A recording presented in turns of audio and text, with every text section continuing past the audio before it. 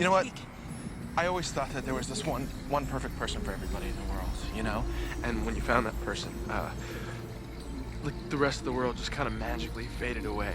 And you know, the two of you would just be inside this kind of protective bubble. But there is no bubble. I mean, or if there is, we have to make it. I think life is more than a series of moments, you know? We can make choices, and we can choose to protect the people we love. And that's what makes us who we are, and those are the real miracles. Stop me when it just becomes glaringly obvious that I have no idea what I'm talking about. No, I know what you're talking about. I know exactly what you're talking about.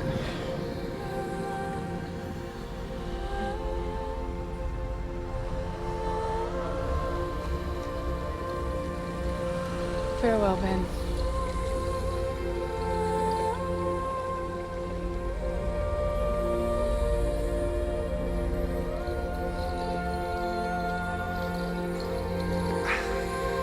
I fell in love with you the moment I saw you.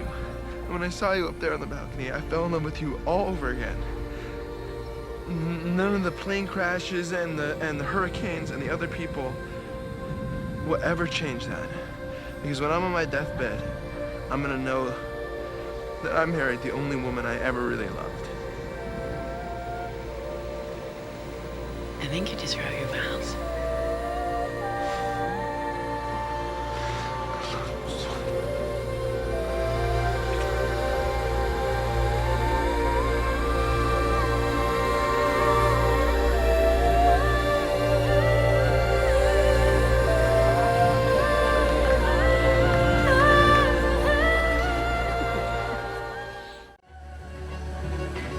Well, there's one quote that pretty much sums it up.